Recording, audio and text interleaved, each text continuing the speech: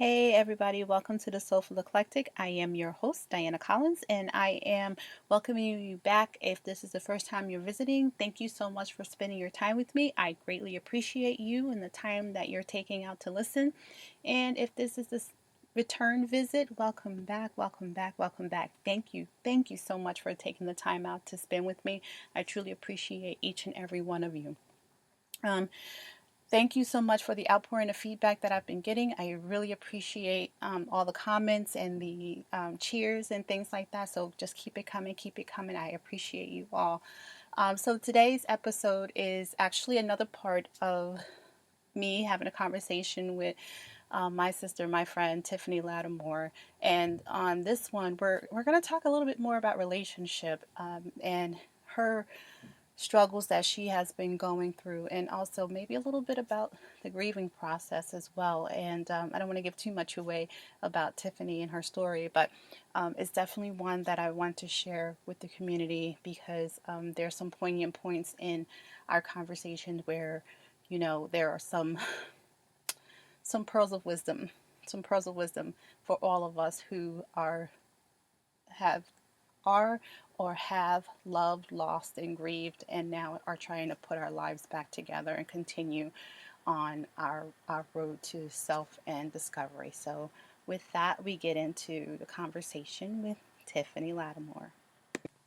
With you, I understand that I'm sure we've all been on our knees and things like that, but you've had some and still continue to have some bumps and pathway changes and journey halts and reevaluations and things, and you had one major one that hmm none of us expected. No, not at all. I think losing my wife by far has been one of the most detrimental but yet enlightening experiences I've had. And it's just interesting because um, it just makes you look through life through a different lens. Mm, It's like you envision your future with someone, but then when they're gone, they take tomorrow with them. yeah. So then you have to find yourself and then find what's next for you because that person that was the center of your world is no longer here. Then it's almost like, what's your purpose? And sometimes for people, it's problematic for them to conceptualize Mm-hmm. what I'm saying because it's like, well, how did somebody become the center of your world? I'm like, people do it all the time when they say, oh, I live for my children. So Right. I don't think it's out of the norm to say that my wife had became the center of my life. Mm-hmm. We just moved in unison. She was like a twin flame, you know. Yes. And so now it's like, what do we do? And so I think, this quote um, says it best. I've woven a parachute out of everything that's been broken. Mm-hmm. Because you still got to get up and try. You still have to find joy, Mm-hmm. whatever that looks like for you. Um, Yeah. and I think I understand her a little bit more in depth in a way that I probably wouldn't been able to in life. Mm. Just finding the beauty in things, cherishing, moments. Um, Time is finite. We run around here like it's infinite. Right. I'm not saying that I want to know exactly the day or the time because I don't want to prepare to die. Right. I don't want to know 30 years from now on December 25th that I'm going to die, but at the same time, no. But at the same time, I want to take advantage, not be so afraid, face fears, Mm-hmm. experience life. You know, so that's Definitely. been interesting. Um, Now you said and then something that go it ahead. says what it looks like for you. And And then, hmm right? Because it looks different for each and every one of us. hmm it's like a fingerprint. It's everyone has one, but it's unique to the individual. Mm-hmm. Um, and I've even found myself dating again, and it's interesting because it will forever be emotional, uncharted territory. Mm-hmm. You know, I remember, and this is being very candid, just even intimacy. It just speaks to the level of love and loyalty that I had for my wife because I initially felt guilty. Mm-hmm. about entertaining someone else's company. Um, or just how do you find the balancing act of honoring a past love but still making a new love feel like they have a place? Yes. Um, you don't want to diminish what was, but then at the same time, you don't want to have like this rose tinted spectacle glass that you're painting a picture of to Mm-hmm. make someone feel like that they could never measure up. Because you believe it or not, I've seen how someone could perceive that they had big shoes to fill, Oh, even if you yes. don't indirectly ask them. You just constantly going on about what was. Mm-hmm. So it's just an interesting dynamic, um, and establishing new routines and new things. So it's definitely been an experience in itself. I'm not sure where this will lead, but it's just eye opening. I think it just tells me a lot about me. I still have a lot of love left. Um, Absolutely. Absolutely. It's that growth period that none of us expect, right? hmm hmm And it's I received some negative connotation about it too. man, I've had people inbox me and say, "What's too soon?" And I'm like, if you look at the grand spectrum of grief, and if you could even measure it, right? when was too soon? Because I feel like had I been a man, I wouldn't have been ashamed. Like I've seen when someone's been married for a significant amount of time, and hell, they have the funeral and they showing up at the funeral with somebody, and then Yes, everyone's like, "Oh, I'm glad you got you somebody because I know she wouldn't want you to be alone." But yet right. here I am, a whole year later, entertaining someone's company, and I'm told it's too soon. No. Yeah, so it's like I've been shamed. Well, So that's been an interesting experience as well. I'm sure it was, but that gives you a look into the individual that is speaking it too. Oh yes, you have to consider your audience all the time. Always, right? Consider your audience, absolutely. And with that, I say, okay. So how do you how what I throw it back at them, right? So if something like this significant happened to you, how would you carry yourself day in day? Would you feel like you walk through life depressed and lost and forever living in the shadow of what could have What been was? and Yeah, what absolutely. was? No, I don't even think that's healthy. And it's not healthy. It's not. Mm-mm. It's a spiraling set of emotions that will always end you back into that state of depression and continual grief. And you Yes, are going to have that continued grief because that's a love you lost. absolutely. Um, It's forever with you, but it doesn't mean that I have to stay there. yeah, I don't have to stay in it, and I think that's the difference. I think it's about movement.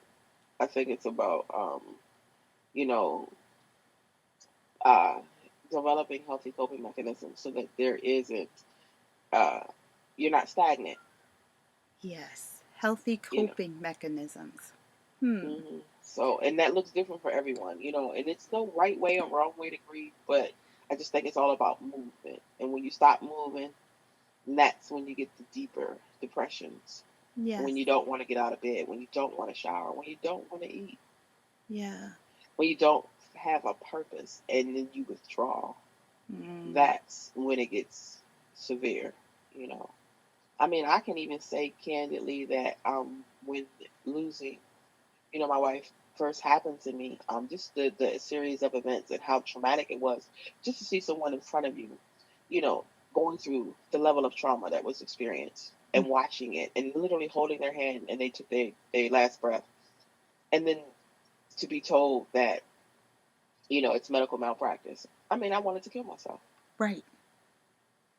I mean, it's a maddening experience. And so I know that I'm not there, Mm-hmm. but it's a daily routine of things that I know that I need to do to stay out of that space. It's like I recommend it daily, like bathing, whatever it is, you got to do it daily.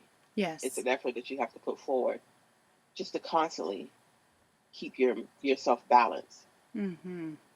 because the emotional capacity is very, very limited. It really is. Um, I think out of 100% daily, grief takes about 75. So Yes. it doesn't lend me a lot of space for too much. But I've been managing. And I think in time, it'll lessen, Mm-hmm. but for the most part, I've been able to keep myself. So, therapy, I'm good friends. I've started to get into activities that bring me joy and pleasure. Like I like to write. Mm-hmm. Um, And it was you good to know, hear that you finished you're almost finished with your biography. Oh my gosh. yeah, the little memoir. It's Yes. just interesting. I think it'll be a good conversational piece.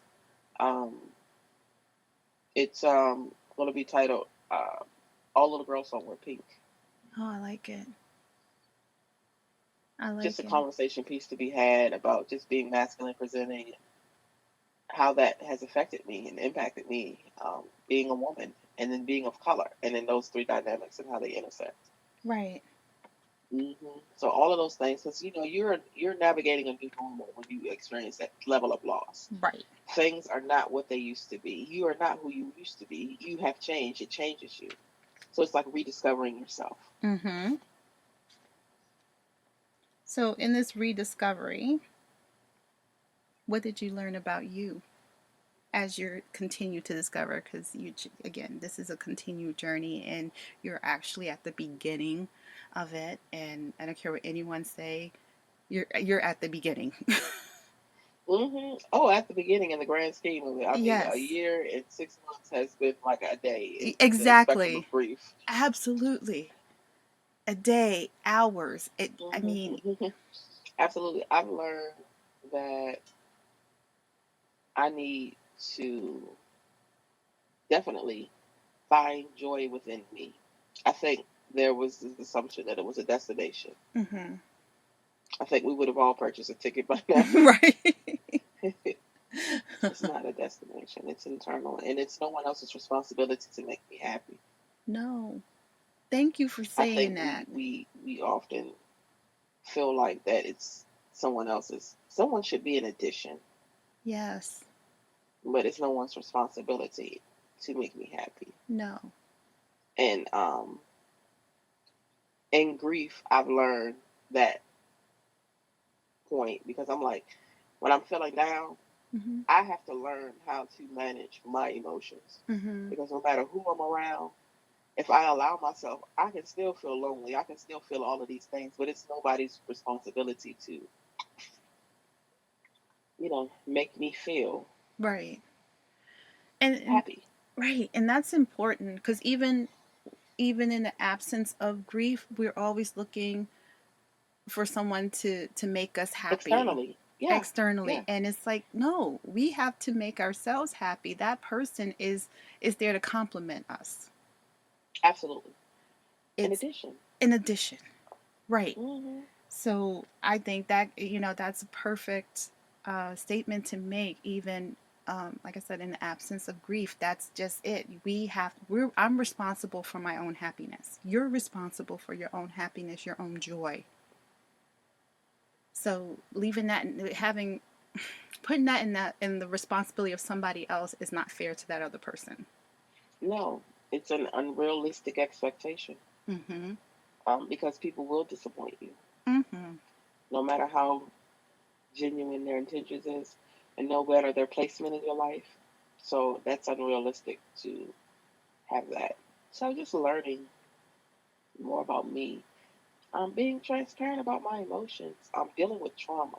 When I Mm. tell you it has been an eye-opening experience to have therapy, I feel like, where have I been all this time in regards to not experiencing therapy sooner? Because I realized, just as a black woman, inherently in my own family, there's so much trauma that I've dealt with that has just been passed down that ain't had shit to do with me, Mm-hmm. that we don't deal with.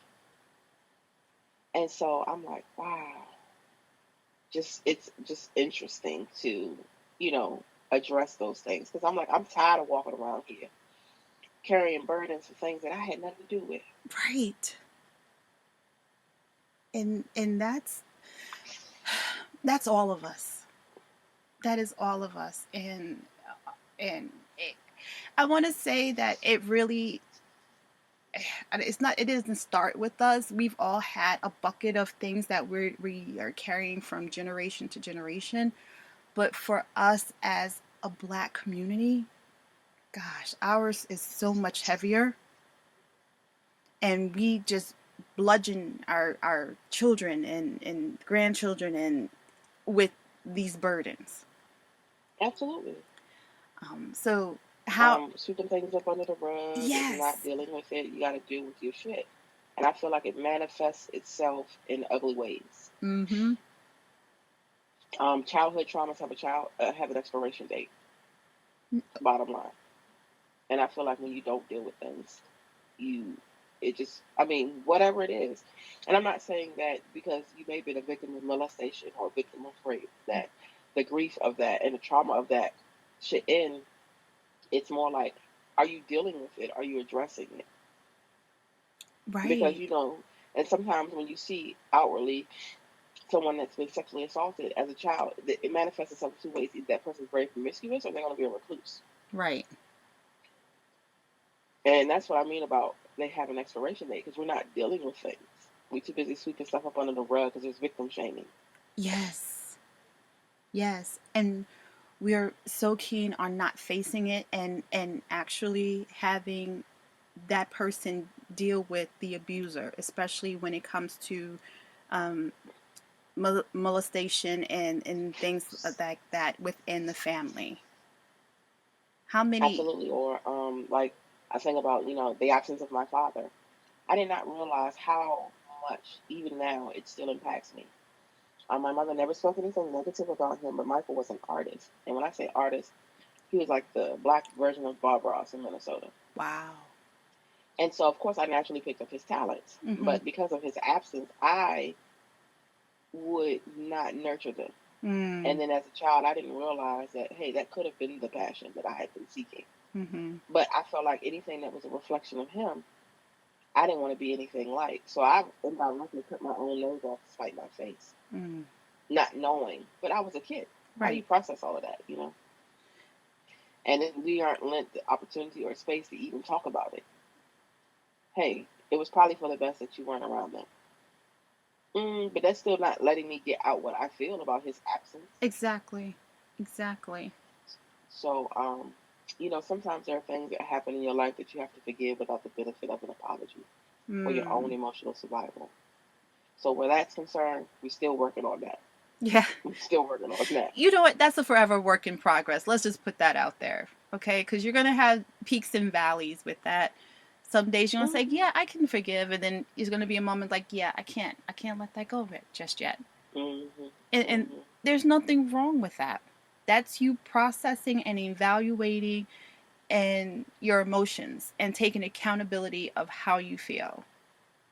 Absolutely. And so now I've embraced the fact that, hey, I do have this artistic flair that can't be denied. Whether I've nurtured it or allowed myself to nurture it all these years, no, but it's there. And this is the source. This is the origin. And I shouldn't conflate the two.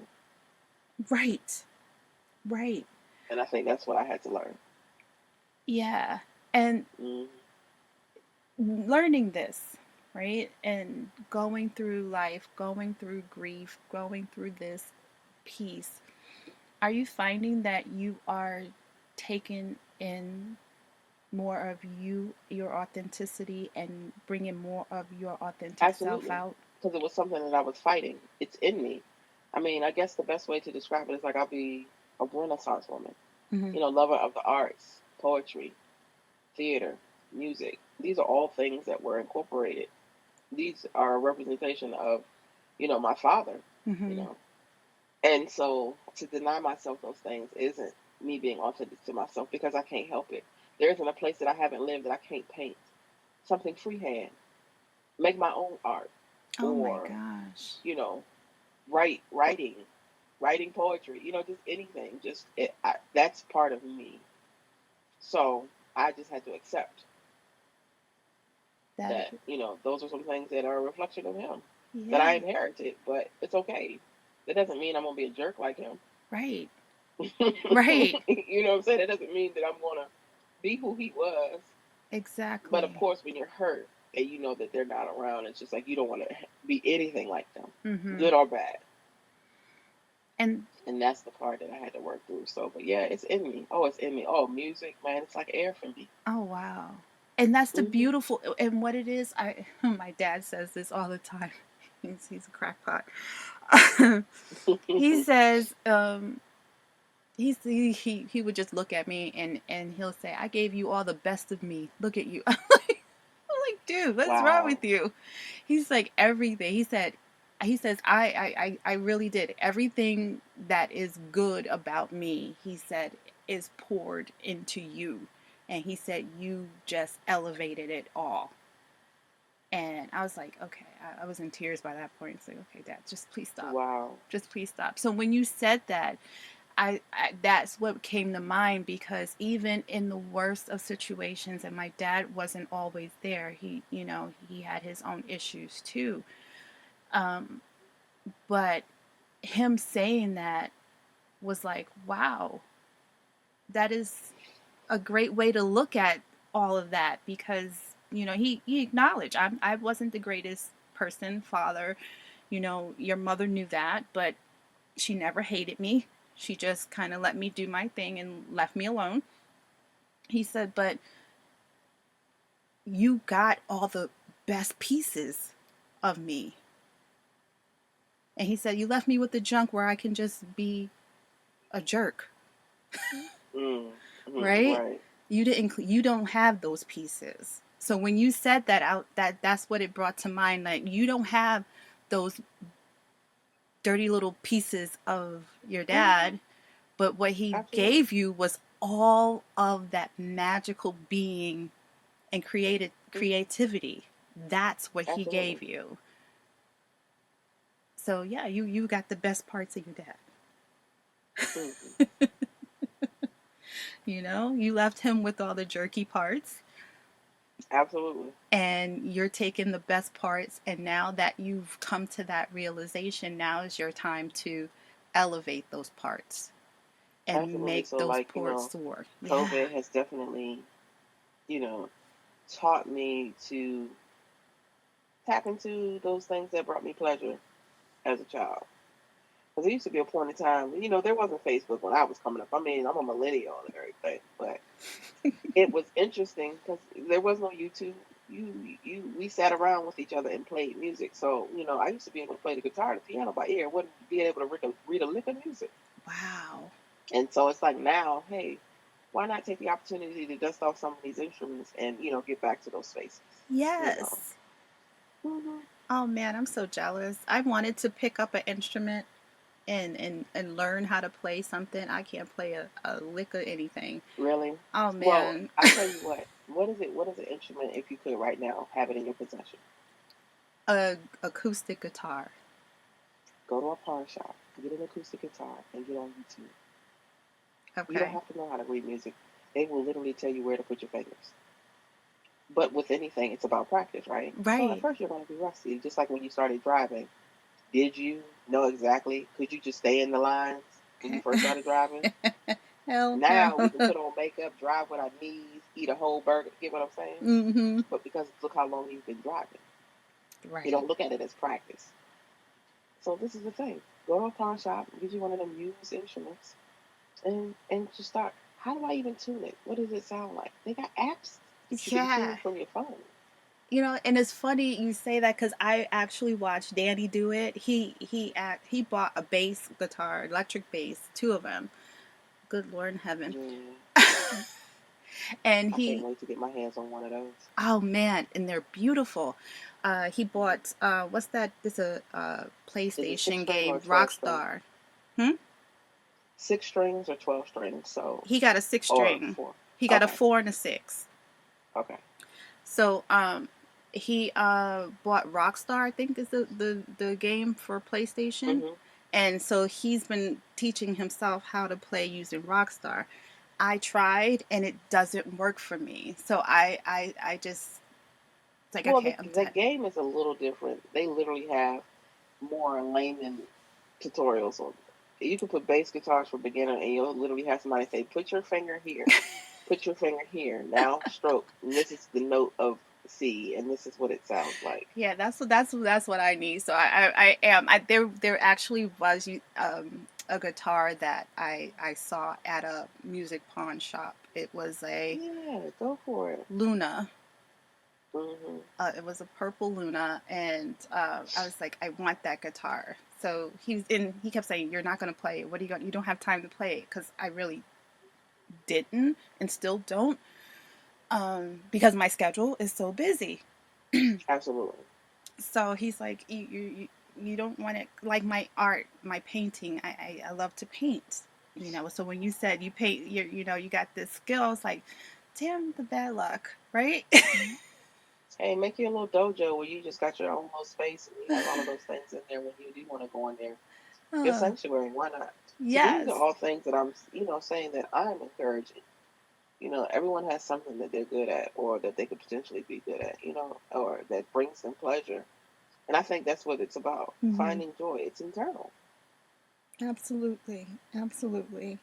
So yeah, thank you for that. That was that's all inspiring right there. Honestly, it I like I said, the conversations we've had, I've taken something Hmm. away from it. I got up this morning and ran. Damn it! Look, Hey, I'm glad I was able to inspire. Not that I got up and ran. I live vicariously through you. you got up. Yeah, absolutely. I'm telling you. I had an old guy tell me it's always better to be seen and not viewed. They go view bodies. That's They right. don't go see the body. Mm-hmm. I'm glad you got up. So that's it right there. So Hmm. you know, so that's it, and that's all we all aspire to do is just be seen, right? Get up and be Hmm. seen. And with you getting up and getting back on the horse of, you know, relationships and life, that's you being seen. That's you seeing yourself. Absolutely. I don't think life was meant to be lived without obstacles or struggle or triumph or even tragedy. I just think it's about how you navigate them. Mm, I think it's about what you do with the cards that you've been dealt. Um, you you know, I think there is a false ideal that life is supposed to be lived without struggle, hmm. and you're setting yourself up when you think and have that kind of mentality. Things will happen. Yes. It's just how you navigate them once they do. Yes. You know, you got to ride the wave. Absolutely. I mean, sometimes it's a hell of a wave, Oh man. And but you gotta ride it. You gotta learn how to ride it. yes, you know, and once in a while you may get that damn tsunami that floods you over. I think, and that's what we're all experiencing right now with the pandemic. Yes, It that's has affected so many things in unprecedented ways, mentally, emotionally, financially, mhm. um, and whatever you were struggling with internally, it is equally felt externally, and it's compounded. Mhm. So this is So our this is tsunami. definitely a test for many. Yes. This is our tsunami. And what you do with it and how you come up out of the water um, will be your testimony. Absolutely, Because not everyone drowns in a tsunami. It's whether you get up, not everyone. right? Hmm. It's whether you give up that fight while you're in that wave that makes the difference. Absolutely, absolutely. And it's a choice. Yeah, It's a choice. And I love that you chose to live life. yeah. Because to go somewhere uncharted and nobody died and came back and really said what's going on, regardless of your faith. Mm-hmm. Yeah. Mm-mm. But I don't think, with knowing Keena and the love that we shared, I remember a conversation we had. We had went to a funeral of a mutual friend of ours a year prior to her passing, and we were watching the widow and how there was a lot of disdain with the family and they didn't particularly care for the lifestyle and gave the widow hell. Mm-hmm. And I remember coming home and crying, and I said, "Babe, I don't know what I would do without you in my life." Keena looked at me and she said, "Live." Mm. Wow. And then a year later, I'm at her funeral. Damn. Live. That's powerful. That she told you right then and there what the hell you was going to do. So even now, that statement brings tears to my eyes, but it's good tears. Yeah. I mean, yeah, I felt that. Yeah. Mm. It, The irony of the statement yes. spoken a Yeah. year prior. Wow. Wow. And I tell you, yeah, it's a doozy. Absolutely. It's a Yeah, doozy. it was. It was. It's a But yeah, like doozy. I said, I'm still learning. I'm still learning Yeah. things. I think that's what it's about too, just learning, continuing to grow and learn and evolve. I'm definitely not the Tiffany I was prior to the situation. Yeah. Yeah. And that's not a bad thing because it doesn't mean you were, this terrible person or, you had a lot of issues there and, whatever.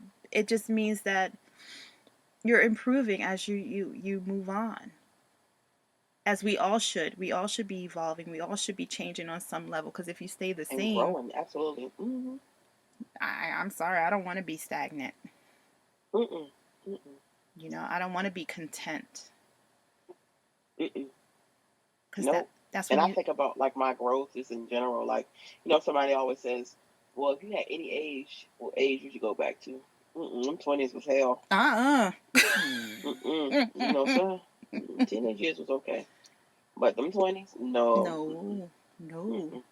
We still in the 30s. Yeah, I was like, I'm Closing up a decade. I'll be 40 next year. So it's like, 30s no. have just been interesting.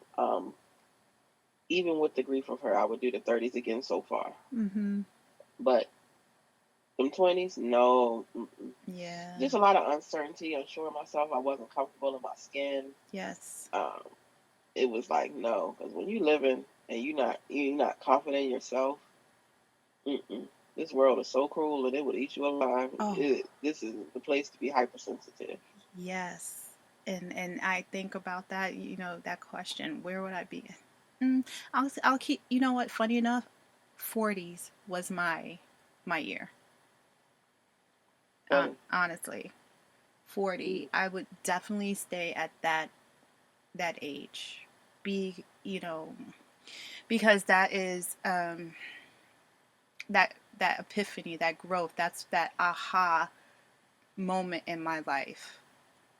right, right. That was I mean, God, my ex was cheating on me. And damn, it was my birthday. She forgot my birthday, didn't even know how freaking old I was. And yeah, it was a hot damn mess. And Right. it was a hot damn mess. But that was the moment that I had to think about me. And we talked about not putting your happiness in someone else's hands. It's not their It's not their responsibility. responsibility. And that's what I was doing. I was giving somebody else that responsibility to make me happy. So 40s was a great time for me. I was living, I was doing all the things that I wanted to do, just kind of taking an account of who I am. And that's where I started being my authentic self. So I take 40. Right, right. I take 40. And I think it has to be, it's different times for everybody. I don't know what Right. 40 holds for me. I haven't been there. It's been my age. I haven't been there. Right. Right. And who knows? You get to 40, you be like, yeah, I like this one better. Right. 45, Absolutely. 50, I like this one better. So it all is different on where that person is in their life and the journey that got them to that point to ask that question, to make that. So it's going to look different, like we said, for everybody. Grief looks different, living life looks different, happiness looks different for each and every one. We have our own Yeah, blueprint. each stage. I'm telling you, it's just interesting how we've all evolved over, the time. So hopefully, I continue to evolve because, whoo, honey, Yes. I'm just interested in seeing, what Tiffany's gonna look like at 40. Man, listen. I'm like looking and waiting. I'm waiting for the pictures. I'm waiting for the books. I'm waiting for everything. I'm like, okay, when what you gonna do now? Okay, absolutely. Just when you blow up, don't forget about a sister, okay? Ain't nobody gonna blow up. Trust Oh, stop it, please. You me. you got to put it um, out there. You got to put it out there in well, some yes, form or speaking in living fashion. life, what they say, life and death is in the power of the tongue, and I do believe that is absolutely true. So Right. So no I matter appreciate. and blowing up looks different for everybody. Blowing up don't mean you got to be out in the limelight or anything like that. No, not at all. But yeah, you're right. You're right about that. Right? Cuz hey, people look at me and say I'm blowing up. I'm like, "Who the hell are you talking about?" Hell no, I ain't. Mm-hmm. Working on that PhD, doc, and you gotta demand that they call you that. Uh-huh. You better believe it too. Okay, all that hard work and that certification and But you better believe it. But yeah, so it's just those things, and you know, you have speaking from an intuitive part of who I am. Um there's just something that's in you that's waiting to just come out, and from me knowing you, from me knowing Keena, mm-hmm. as I told you, there was just something that gravitated me to her, and then meeting you, it's like, oh, okay, this is yeah, I see where this is going. All right. Yeah, she definitely was my twin flame. I'm telling you, Yeah. just an experience that I can't even explain. It's definitely been a void, Yeah. with her absence. But it's just like, ooh, it just defied description. Yes. Yes. Hmm. And it's power. Like even it is, and even at her funeral, it was crazy because just to have so many people articulate, the unconditional love that was shared between us, You it was felt like it. just so overwhelming. Like I couldn't even receive it all, and then the fact that people are still reaching out, a year and a half later, Yes. just It's to check on me, just to see how I'm doing, or just inquire, or share a memory or something. It's just like wow, wow. yeah, it definitely a powerhouse. A powerhouse. Absolutely. Now that isn't painting a rose tinted spectacle. It was actually that. I tell all the time. Yes. Oh no, it was that was real. That was real. Yes. And I felt that just in meeting you guys that first whatever couple of years ago. Um, Hmm. and yeah, and it still lives in within you, because just having conversations with you, I can feel it, like the Absolutely, emotion, they're and always with it's us. always there. And and just talking with her, and here I am putting in the present tense, damn it. Yeah, it's true. It's true. It makes me think of a photo that I had found that I used to share with her. It was of a man and a woman, and they didn't have on any clothing, but you weren't able to see, genitalia. Mm-hmm. So basically, she had her legs wrapped around him. He was bent back to the left. She was bent back to the right. Mm-hmm. The caption reads that he supports them both, but she gives them balance. Mm. And that's spoke to the partnership that we had because it was reciprocity on all levels. I Yes. never had to question anything from love to dedication to emotional support, whatever need, it was it was there. Yes. And so Yes. people go their whole life and never experience that. Hmm. People, the love story that she and I shared was what people wrote about. Absolutely. She taught me Absolutely. how to be sentimental. She showed me that there's genuineness, even in her brokenness, Mm. when I reflect on some of the intimate things that were shared Right. and her life experiences. You know, um, both her parents were deceased Mm-hmm. and two siblings. And, so it's just like, wow, the capacity to just show up and still love through her grief. Yes. And just her trauma is just things that you experience just being a woman Yeah. through life. And so like just the ability to still show up, it's just like wow, you know. That shows her power. Absolutely. And And still from the grave, I got a random phone call. right. Yesterday from, you know, the bank telling me there was an account with some money in there There you go. that I thought that was closed. And she's still looking out even from the grave, you know. Yeah. Yeah. So yeah, it's emotion, it's feeling, and Hmm. um yeah, my I'm getting sensory overload over here. Yeah, so it's just it's an emotional piece, and you never know. I always say it's quality, not quantity, in the value of an individual, and in that those moments, they were all quality, Absolutely. all quality.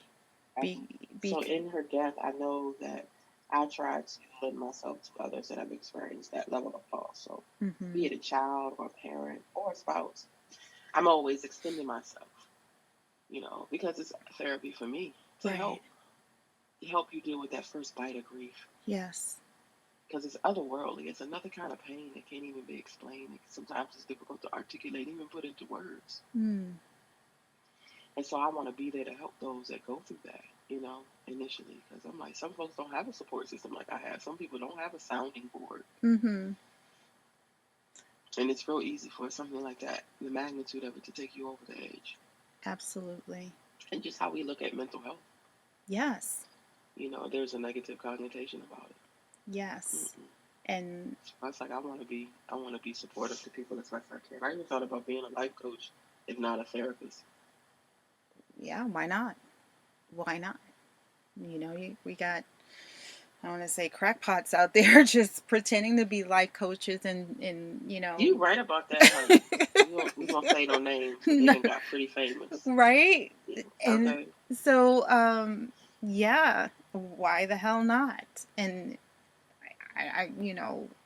it's just one of those things that you can do it, and it's Hmm. not out of the realm of possibility. So, And it's not, and I think I'm just wrestling with it at the moment, trying to decide, do I want to, because there is a level of vulnerability that you deal with. yes, How do you emotionally detach? yes, And I think that's where I need to figure out how to do that so that I can be effective to someone. right. And then you Because when can, I'm in a good space, I got you. right, But if I'm grieving and I got a customer, that's not gonna work. right. I need to learn how to manage it or dial it back. And sometimes you may not be. It may be that one day could be very overwhelming, and with that, maybe I've been known to Yeah. cancel appointments. Like, yeah, I can't do it today. Right. See, and I got to figure out what all that looks like. But I'm definitely still open to it because it helps me. Yes. It helps me process the loss of her to know that I can help somebody else. Yeah. And that's what it's that's I think that's what she would have wanted. I think that's part of your living. Mm-hmm. That's part of your Yeah. living, and that's what it looks like for you, because it's going to look different for each and every one of us that Absolutely. will and have experienced grief and loss on whatever spectrum it falls. But yeah, and I thank you for sharing those intimate pieces and being transparent. Oh, you're welcome. It's Hopefully it helps someone. It's all right. Uh, Grief definitely is a journey. In order to get through it, you have to go through it. And it doesn't imply that there's an end. It just implies that movement is what's going to be key in order for survival to happen. And for processing and healing to begin. yeah, and you have to keep moving. Mm-hmm. You have to keep moving, and yeah, and I just yeah, I'm an open vessel right now, so all these things are Absolutely. just like flowing, and um, it's just one of those things that you have to Absolutely. just kind of be open to and accept and be in that place of acceptance and ready to tackle what comes at you, and you're at that ready to tackle what comes at you stage. Hey, some days it's rough, but then some days I just know I keep pushing. There was a motto that my friend, my very good friend, told me, and she's in the military. She says, Tiff, how do you eat an elephant? And I thought about it, and it was really simple, stupid. One bite at a time. One bite at a time. The idea isn't to think that you're going to sit down and consume the whole thing at once. It's Mm-hmm. breaking it down into pieces. Yes. So every day, I make an effort to do something. No matter how big or how small, you did something. Effort, yeah. Even if it's just a little emotional work, Yeah. just something. Just something. Hmm. Just something. I like it. I like it. So everybody go out there and just do something. Something. Just Something. something. Something positive, something forward movement, you know, Yeah. whatever that looks like. Like I said, there's no right way to grieve. No, It's just a process. it is a process. And I thank you for sharing part of your process. And Hmm. I look forward to see what you create. Yes, yes, Um, yes. and I can't wait till the page is up and running because I hope you'll be one of my contributors on my poem section and even maybe the Sure. blog section, right? Yeah, I owe you something today. It'll be there. And we just, just keep it going. And as I said when I started this podcast, I don't know where it's going, what it's doing, or who it's touching, but looking at the analytics of it all, it's going somewhere and it's touching someone, and I want to continue to do that. And I want to thank you so much for being my sister, my friend, Absolutely. and it, Thank you. I'm honored that you wanted to even speak to me and have me give my experience on the subject. yeah, I mean, we're all experts at something, no matter what it is. And um, you are definitely up there. So I appreciate you wholeheartedly. And I am thankful for meeting you, Thank you. meeting Absolutely. Keena. And it's just been, it's been real. Thank you. Yeah. Um, Jesus, Diana. It's been real. So I thank you. And yeah, I look forward definitely to our future conversations. Oh, absolutely. There's um, gonna, there's gonna be more. yes, definitely going to be more. Definitely more. And I definitely thank Tiffany again for being a part of the Soulful family and the Soul Tribe and sharing again a part of her and her story of getting back on the horse after grief. And I appreciate her so much and everything that she shared. And yeah, thank you.